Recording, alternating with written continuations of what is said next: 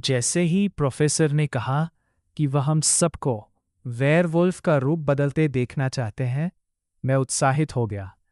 अभी तक मैंने ज़ॉम्बीज़ को उनके असली रूप में देखा है, क्योंकि वे वास्तव में रूप नहीं बदलते, लेकिन मैंने अभी तक अन्य जीवों को नहीं देखा है। फिर वह जोसेफ से हमें ये बदलाव करके दिखाने को कहता है। वह मेरे बगल में स्थिर खड़ा हो जाता है। मैं उस पर नज़र डालती हूँ और पाती हूँ कि उसके गाल सामान्य से ज़्यादा लाल है। प्रोफेसर कमरे के बीचों बीच से जगह खाली करवाता है और खुद बीच में खड़ा हो जाता है। हैरिसन मेरे बगल में आकर बैठ जाता है और मैं उससे पूछती हूँ कि आगे क्या होने वाला है। एक शरारती मुस्कान के साथ वह मेरे करीब झुकता है। कपड़े उतारो और कपड़े बदलो। मैंने जोसेफ की ओर देखा, जो बेचैन होकर मेरी ओर देखने से बच रहा था। प्रोफेसर जोसेफ के चारों ओर घूमते हुए बोले, चूंकि हम वर्दी को खराब नहीं करना चाहते, इसलिए जोसेफ इसे उतार देगा। भेड़ियों के लिए ये बिल्कुल सामान्य बात है, इसलिए शर्मिंदा होने की कोई बात नहीं है। उन्होंने जोसेफ को शुरू करने के लिए हाथ बढ़ाया। हैरिसन की बाह मेरी कमर के चारों ओर लिपट जाती है। मैं तुम्हारे दिल की धड़कन महसूस कर सकता हूं, नन्ही सी जान, वह फुसफुसाता है जब मैं जोसेफ को कपड़े उतारते हुए देख रही होती हूं। जैसे ही उसने अपनी कमीज उतारी, मैंने गहरी सांस ली। हे भगवान, मेरे गाल गर्म हो गए। जैसे ही उसकी नज़रें मुझसे मिली, मेरे गालों पर लाली छा गई। उसकी पैंट के बटन की आवाज़ से मेरी धड़कन तेज हो गई और मैं अपनी नज़रें उससे हटा नहीं पा रही थी। आज मेरा पहला दिन है और मुझे यहाँ के सबसे आकर्षक लड़के को कपड़े उतारते देखने का मौका मिल रहा है। जैसे ही वह अपने बॉक्सर में आया, मुझे लगा जैसे मैं जल रही हूँ। हवा घुटन भरी हो गई और मेरी सांसें तेज हो गई। अभी हैरिसन ने मुझे अपने करीब खींच लिया और उसकी गर्मी मुझ में समा गई। क्या तुम उत्तेजित हो रहे हो? हैरिसन ने अपनी नाक मेरे बालों में दबाई और सांस ली। मैं अपनी टाई खींचकर कसकर पकड़ लेता हूं जैसे ही जोसेफ अपने बॉक्सर नीचे करता है। ऐसा लगता है मानो समय मेरे लिए धीमा हो गया हो और मैं ही इस अवास्तविक दृश्य को देख रहा हूं। अपने गुप्तांगों को हाथ से ढके हुए वह अपनी गर्दन को अगल बगल हिलाता है, जिससे उसमें से चटकने की आवाज आती है। मानव रूप में उनका आकार एकदम सही है। अब श्रीमान जोन्स, क्या आप हमारे लिए थोड़ा हिलेंगे, जितना धीरे हो सके?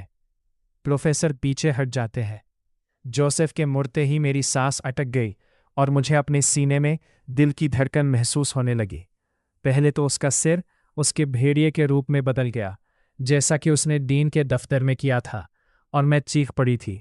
इस बार मैं चुप हूं, लेकिन उसकी त्वचा के नीचे की मांसपेशियां फड़कती है और वह अपने भेड़िए में बदल जाता है। ये देखकर मेरा मुंह खुला रह जाता है। हड्डियों के हिलने और जोड़ों के चटनों की आवाज़ों से घबराकर मैं हैरिसन का हाथ पकड़ लेती हूँ। मैं अवाक हूँ क्योंकि जोसेफ अब मेरे सामने एक भेड़िए के रूप में बैठा है, एक शानदार काला भेड़िया। जैसा कि आपने देखा, जब उसके हाथ पैर बदले तो अब वे इस जीव की संरचना को धारण करते हैं। अब हमारे पास पिछले पैरों की शक्ति है। मनुष्य के रूप में ये आपको सीधे दौड़ने की शक्ति देते हैं, लेकिन भेड़िए के रूप में यहाँ की मांसपेशियां छलांग लगाने और कूदने की क्षमता देती हैं। शिकार का पीछा करने के लिए एकदम सही। यहाँ कौन इस प्रश्न का उत्तर दे सकता है? एक भेड़िया कितनी तेजी से दौड़ सकता है? कुछ लोगों ने कुछ गलत जवाब दिए। एक औसत भेड़िया 56 से 60 किलोमीटर घंटा की रफ्तार से दौड़ सकता है। एक अल्फा भेड़िया तो इन सीमाओं को भी पार कर सकता है। वो जोसेफ के चारों ओर घूमते हुए उसके आंतरिक अंगों की स्थिति की ओर इशारा करते हुए कहता है, क्या यहाँ कोई ऐसा है जो भेड़िए की खाल को छूकर महसूस करना चाहेगा? कुछ घबराए हुए हाथ ऊपर उठते हैं और उन्हें भेड़िए के सिर को सहलाने का मौका मिलता है। मुझे लगा था कि यहाँ के अधिकांश लोग, क्योंकि वे सभी एक ही स्कूल में पढ़ते हैं, भेड़ियों के संपर्क में आ चुके होंगे। हैरिसन मुझे आगे धकेलते हुए कहता है, जाओ उसे छूकर देखो। वो फुसफुसाता है, उसकी आंखों में शरारत की चमक होती है। मुझे पता है कि वो मिलनसार है, लेकिन फिर भी उसके जबड़े का आकार देखकर मुझे बेचैनी होती है। उसके पास जाकर मैंने धीरे से अपना हाथ उसके कंधे पर रखा। मैं एक वेयरवुल्फ को छू रही हूं और अधिक आत्मविश्वास के साथ मैंने उसके फर पर हाथ फेरा। उसका भेड़िया बैठ गया और अपना सिर नीचे कर लिया। अब यह भेड़िया आत्मसमर्पण कर रहा है, ये दिखाने के लिए कि उसका कोई इरादा नहीं है। प्रोफेसर मुस्कुराते हैं। ठीक है जोसेफ, धन्यवाद। तुम वापस अपने असली रूप में आ सकते हो। भेड़िया जब पूरी ऊंचाई पर खड़ा होता है तो हवा में एक जबरदस्त ऊर्जा गूंज उठती है। उसकी गहरी सुनहरी आंखों में हरे रंग की झलक दिखाई देती है। मैं उसके भेड़िए रूप को देखकर दंग रह जाता हूं। जैसे ही वो वापस अपने असली रूप में आता है, हड्डियां चटकने और टूटने की आवाज करती है और मैं फिर से तनाव में आ जाता हूं। जोसेफ अपने पूरे आकर्षक शरीर और वैभव के साथ वापस आ गया है। वो जल्दी से अपने बॉक्सर शॉर्ट्स पकड़ता है और उन्हें पहन लेता है। क्या तुम मुझे बिना बालों के छूना चाहोगे?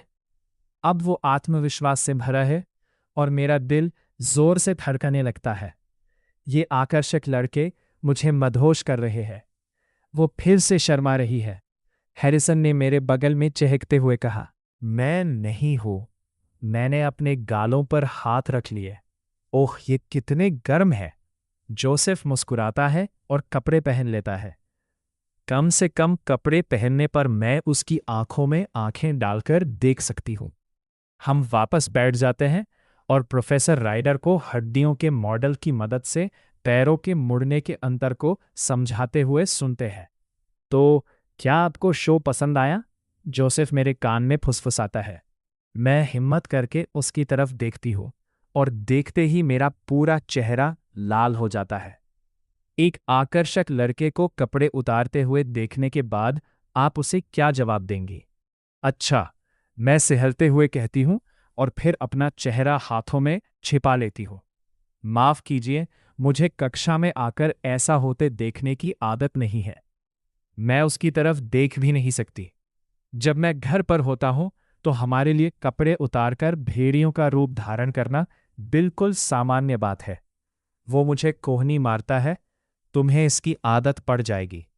फिर वो मेरे और करीब आता है और अपनी आवाज और धीमी कर लेता है। लेकिन जब से तुम यहां हो, मुझे थोड़ी शर्म आ रही थी।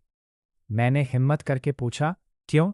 उसका हाथ मेरी जांघ पर जाता है और वो उसे दबाता है। क्योंकि मुझे इरेक्शन होने का डर था।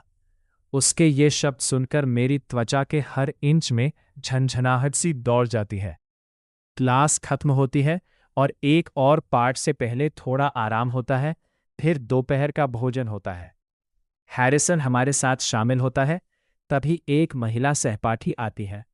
मुझे यकीन है कि आप मेरी याददाश्त से कहीं ज्यादा बड़े हो गए हैं। वो जोसेफ पर प्यार जताते हुए कहती है, हमारे पास पूरा साल है साथ में। अगर आज रात आप थोड़े खाली हो तो मैं आ सकती हूँ। मतलब जहां हमने छोड़ा था वहीं से शुरू कर सकते हैं।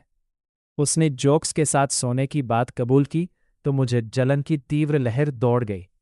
मुझे ऐसा करने का कोई हक नहीं है क्योंकि हमारे बीच कुछ भी नहीं है।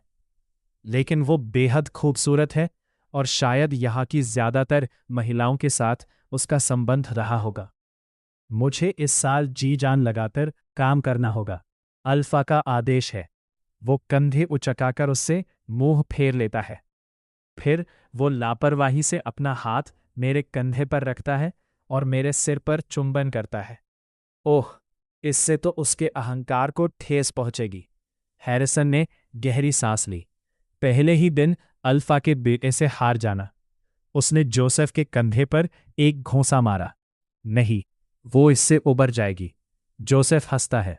देखो, अगर मेरे आसपास रहने से तुम्हें मजा नहीं आ रहा है तो मैं यहां से अपना रास्ता खुद ढूंढ लूंगी। मैंने उसका हाथ झटक दिया। तुम अकेले नहीं जा सकते। हैरिसन ने मेरा हाथ पकड़ लिया। मुझे आजमा कर देखो। मैंने झटकर हाथ पीछे किया और चली गई। मैं सचमुच कोने से मुड़ी और किसी से टकरा गई। देखो तो सही, कौन आया है यहाँ? उसकी सुनहरी आंखें मोहक चमक रही थी। और उसकी मुस्कान और चौड़ी हो गई, मानो उसके लाल होठ चुंबन के लिए विनती कर रहे हो। ये वही ड्रैगन वाला लड़का है जिसे मैंने नाश्ते में देखा था। उसकी सुनहरी आंखें मोहक चमक रही थी और उसकी मुस्कान और चौड़ी हो गई, मानो उसके लाल होठ चुंबन के लिए विनती कर रहे हो। ये वही ड्रैगन वाला लड़का है जिसे मैंने नाश्ते में देखा था, जिससे लेक्सी ने दूर रहने को कहा था।